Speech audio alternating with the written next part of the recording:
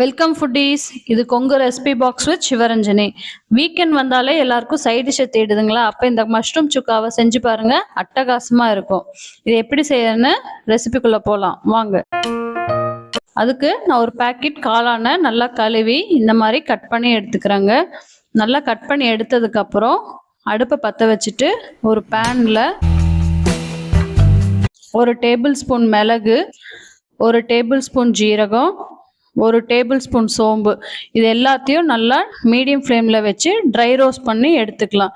நல்லா வாசனை வர வரைக்கும் வறுத்துக்குங்க.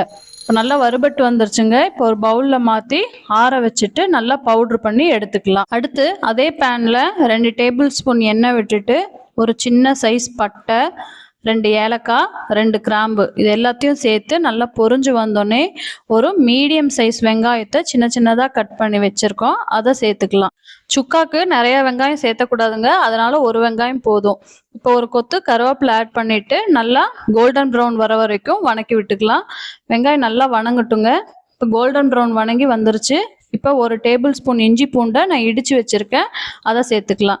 நீங்கள் வேணாலும் அரைச்சி எடுத்துக்கலாம். இப்போ இஞ்சி பூண்டு பச்சை வாசனை போனோடனே ஒரு மீடியம் சைஸ் தக்காளியை பொடி பொடியாக நறுக்கி வச்சுருக்கேன், அதை சேர்த்து நல்லா கலந்து விட்டுக்கலாம். 2 நிமிஷம் வணங்கினோடனே மசாலா தூள் எல்லாம் சேர்க்கலாம். அதுக்கு 1 டேபிள் ஸ்பூன் மஞ்சத்தூள், 1 டேபிள் ஸ்பூன் மிளகாத்தூள், 1 டேபிள் ஸ்பூன் மல்லித்தூள், இது எல்லாத்தையும் சேர்த்து நல்லா மசாலாவோட பச்சை வாசனை போகிற வரைக்கும் வணக்கி விடுங்க. மசாலாவோட பச்சை வாசனை போனோடனே நம்ம கட் பண்ணி வச்சுருக்க மஷ்ரூமை சேர்த்துக்கலாம்.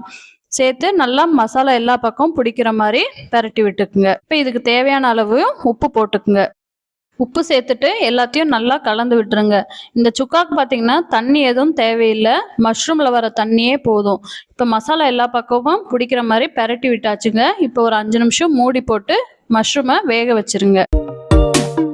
இப்போ 5 நிமிஷம் ஆயிடுச்சுங்க. இப்போ திறந்து பார்க்கலாம். வீடே மணக்கிற மாதிரி நல்லா மஷ்ரூம் சுக்கா ரெடி ஆகிட்டே இருக்குங்க. இப்போ நல்லா வெந்து வந்துருச்சு. இந்த டைமில் நம்ம அரைச்சி வச்ச பவுட்ரை இதோட சேர்த்துக்கலாம். பவுட்ரு எல்லாத்தையும் சேர்த்து 2 நிமிஷம் குக் பண்ணி எடுங்க. அவ்வளோதாங்க, சிம்பிள் அண்ட் டேஸ்டியான வீக்கெண்டுக்கு பர்ஃபெக்ட் காம்போவான மஷ்ரூம் சுக்கா தயார். இந்த மஷ்ரூம் சுக்கா சாம்பார் சாதம், ரச சாதம், தயிர் சாதத்துக்கு சூப்பரான காம்போவாக இருக்குங்க.